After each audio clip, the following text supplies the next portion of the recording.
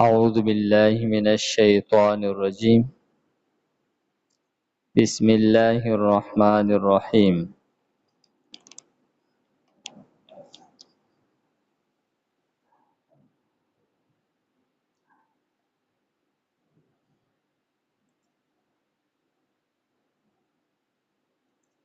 وإن يمسسكم قرح فقد مس القوم قرح مثله وتلك الأيام نداولها بين الناس وليعلم الله الذين آمنوا ويتخذ منكم شهداء والله لا يحب الظالمين.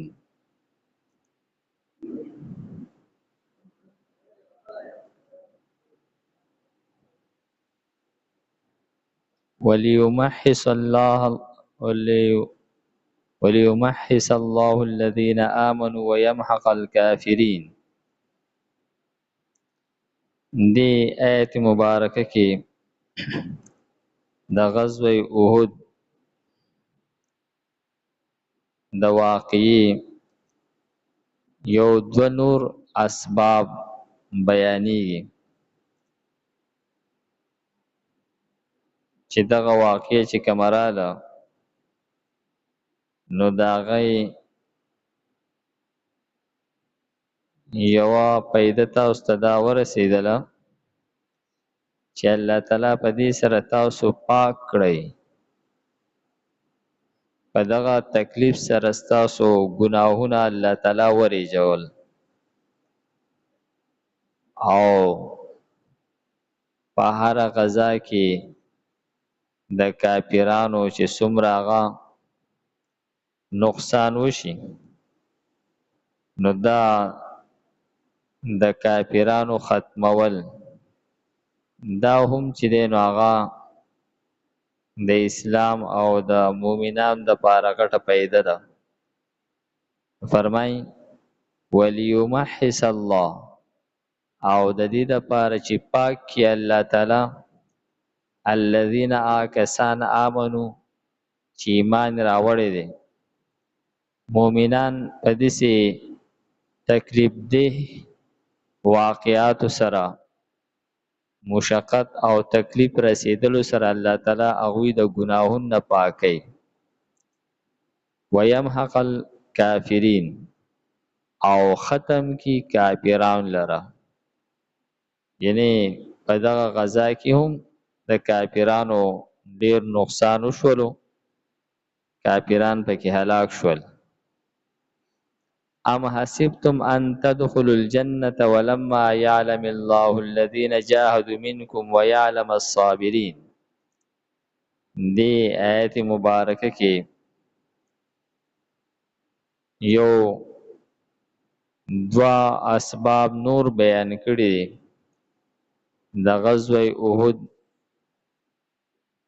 او مؤمنان ته پدې کې هغه تسلی ورکول دي په انداز د تنبیه کولو سره. نو فرمای ام حسبتم ان تدخلوا الجنة، آیا ستاسو دا ګمان دی چې تاسو به جنت ته داخل شئ ولما یعلم الله الذین جاهدوا منکم، او تر اوسه پورې به نه ظاهر کړي الله تعالی هغه کسان چې جهاد کوي دوی ستاسو نه. یعنی جنت ته تلل چې دي دا خو هغه داسې په اسانه نه کېږي. نو د جنت ته د تلو دپاره به الله تعالی ستاسو ازمیښت کوي. الله تعالی ته خو پته ده چې مجاهدین څوک دي صبرناک څوک دي، خو الله تعالی تاسو ته ښیي داسې تکلیف ده حالات راولي نو پای کې بیا کرا او کوټه ښکاره شي. د کرا او د کوټه ښکاره کولو دپاره، ورنه الله تعالی ته خو پته ده چې کم کره دی او کم کوټه دی، لیکن خلکو ته د ښوول لپاره د حجت قیامول لپاره. ځکه چې د قیامت په ورځ باندې به کافران رنگ رنگ بانی کوي. یو بانه به د هغوی دا همي که چېرې مونږ ته هغه پته لګېدلی وی نو مونږ به هم هغه ایمان راوړی وی او مونږ به هم د مؤمنانو په شان جهاد کړی وی، انفاق به مو کړی وی. دغه شان دعوی هر سړی کوي، لیکن کله چې موقع راشي، حالات راشي، نو پای کې بیا پته لګي چې کوونکي څوک دي او محض تشي خبرې کوونکي څوک دي. دا پته بیا هغه په میدان کې د دې پته لګي. نو فرمایي چې الله تعالی فرمایي چې تاسو دا ګمان کوئ چې تاسو به جنت ته داخل شئ، حالان کې تر اوسه پورې به الله تعالی مجاهدین نه ښکاره کړي ستاسو نه، ویعلم الصابرین، او نه به یې ښکاره کړي صبر کوونکي. ولقد کنتم تمنون الموت من قبل، کله چې غزوه احد وشولو، غزوه بدر وشولو، نو د غزوه بدر د وجې نه چې کم صحابه پای کې شهیدان شول او کم غازیان شو، هغوی ته د هغوی چې کم درجات، کم فضایل صحابه ولیدل، نو د هر صحابي دا تمنا وه چې کچرې بله غزا هغه راغله نو موږ به پای کې شرکت کوو او موږ به د سر نه تیریږو. د شهادت تمنا د صحابه وه او بار بار به د دې اظهار کولو.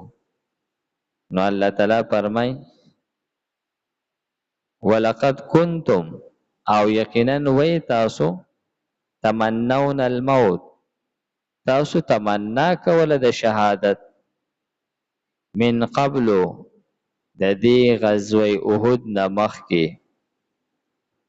من قبل ان تلقوه، مخکې د دغه شهادت ته د مخامخ کېدلو نه، یعنی دا شهادت ته چې تاسو لا مخامخ شوي نه وئ، نو تاسو کې خو هر یو کس دا تمنا کوله چې پروردګاره مونږ ته د شهادت موقع راکړي. فقد رأیتموه، نو یقینا تاسو ولیدلو هغې لره، دغه شهادت لره، وانتم تنظرون، او تاسو دغه منظر د شهادت ته کتل، تاسو ولیدلو مرګ، تاسو ولیدلو او تاسو غزا ولیدله، تاسو هغه دغه تکلیفات او مشقتونه ولیدل، تاسو د دې تمنا کوله، هغې ته مخامخ شوي، نو اوس پړه کې ګیله او شکوه راتلل، دا خو هغه بېمانې شوله. نو دا صحابو ته تسلی ورکول دي، د کم شهادت چې تاسو تمنا کوله، بس دا هغه شهادت و، تاسو ولیدلو. اوس پړه کې دا خیال راتلل چې یاره مونږ ته دا نقصان څنګه میلاو شو او دا ولې میلاو شو. نو دا خبرې محض هغه د شیطان وسوسې دي.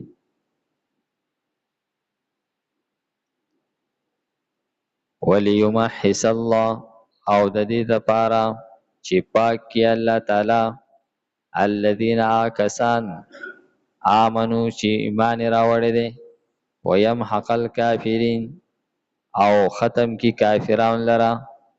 ام حسبتم، آیا تاسو ګمان کوئ، ان تدخلوا الجنة، دا چې تاسو به داخل شئ جنت ته، ولما یعلم الله الذین جاهدوا منکم، او تر اوسه پورې به نه یې ظاهر کړي الله تعالی هغه کسان چې جهاد کوي ستاسو نه، ویعلم الصابرین، او نه به یې ظاهر کړي صبر کوونکي.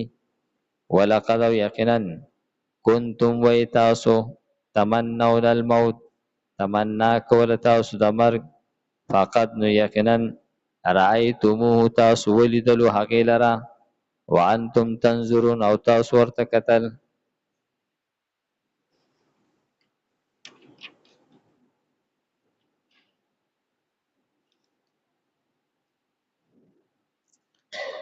الحمد لله رب العالمين والعاقبة للمتقين والصلاة والسلام على خير خلقه محمد وآله وأصحابه أجمعين. پروردگار زموږ دا ناسته په خپل دربار کې قبول کړي. پروردگار موږ ته د قرآن پاک سمجھ بوج را نصیب کړي. د مرګ نه مخکې د عمل کولو توفیق راکړي. وصلى الله تعالى على خير خلقه محمد وآله وأصحابه أجمعين برحمتك يا أرحم الراحمين.